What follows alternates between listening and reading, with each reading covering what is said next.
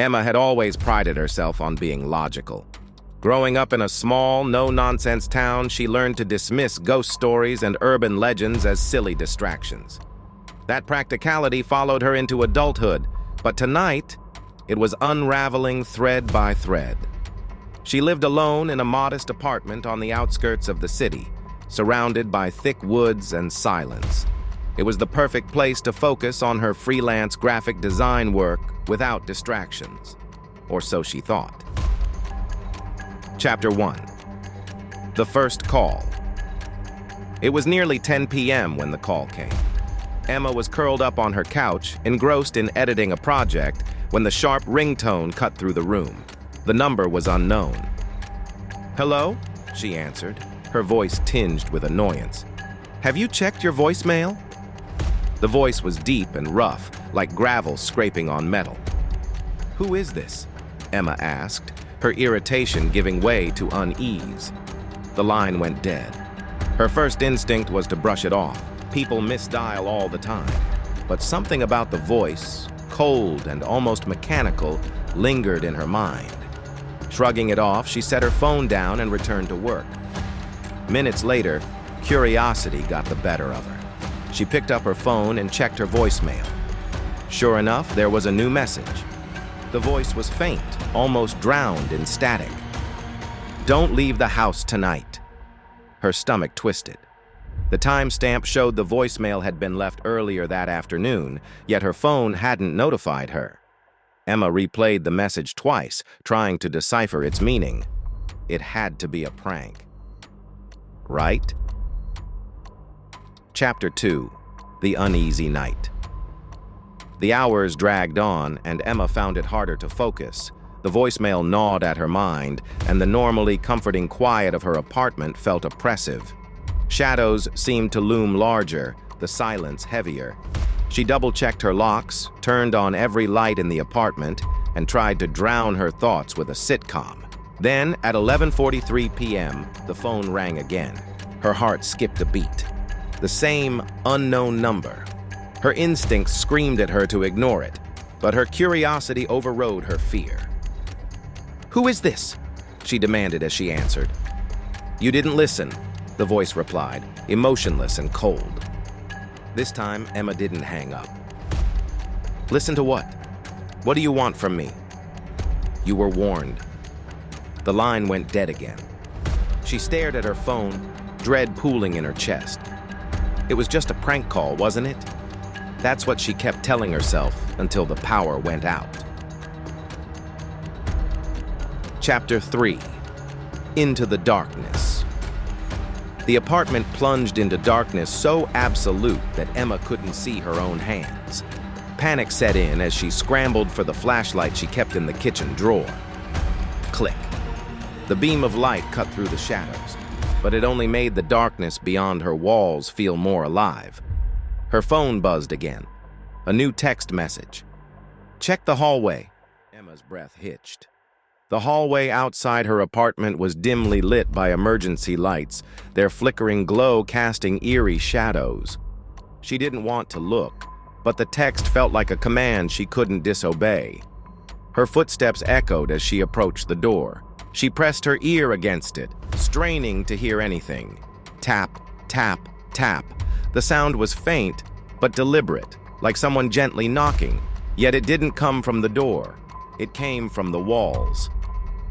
"Who's there?" Emma whispered, her voice barely audible. No answer. Chapter 4. An Unseen Intruder. Emma backed away from the door, every instinct screaming at her to run. But run where? The woods outside were pitch black, and without power, her phone was useless for navigation. A loud creak made her spin around. The bedroom door was ajar, though she distinctly remembered closing it. "No," she whispered to herself, "this isn't real." But the muddy footprints leading from the front door to her bedroom said otherwise. Chapter 5. The Man in the Shadows. Gathering her courage, Emma pushed the bedroom door open. The flashlight beam trembled as it swept across the room. At first, she saw nothing. Then, in the far corner, a figure emerged from the darkness. It was a man, tall and thin, his face obscured by shadow, his head tilted unnaturally, as if studying her. "You didn't listen," he said, his voice low and guttural. Emma stumbled backward, her flashlight flickering. "Who are you? What do you want?" The man stepped forward, his movements unnervingly smooth. "You should have stayed away," he said. Without thinking, Emma hurled the flashlight at him. The room plunged back into darkness, and she bolted. Chapter 6. A desperate escape. Emma ran to the front door, but it wouldn't budge. She yanked and twisted the locks, but they felt fused, immovable. The man's voice echoed from behind her, though she couldn't see him. "You can't leave now. It's too late." Her breathing grew ragged as she searched for another way out. The windows were nailed shut, a precaution she'd taken after a break-in last year. A cold breeze brushed her neck, and she spun around. The man was gone, but the shadows seemed to ripple, alive with malice. Chapter 7. The past returns. In her desperation, Emma remembered something she had buried deep in her mind. Years ago, as a teenager, she had played a cruel prank on a classmate, Michael. She and her friends had sent him threatening notes, convincing him his house was haunted. One night, Michael vanished. His body was never found. The guilt had haunted her for years, though she'd never told anyone. Now, as the man's voice echoed in her ears, she couldn't shake the feeling that this was connected. Chapter 8. A haunting revelation. Her phone buzzed again, a new voicemail. Shaking, Emma played the message. "You thought you could forget. You thought the past wouldn't catch up to you. But I remember." Tears streamed down her face as she sank to the floor. "I'm sorry," she whispered. "I didn't mean for it to go that far." The lights flickered back on, and for a brief moment, the apartment was silent. Then, the man's voice came from directly behind her. "Sorry won't save you." Chapter 9. The final call. Emma turned, but there was no one there. Her phone buzzed one last time, displaying a single word. "Answer." Terrified but resigned, she pressed the call button.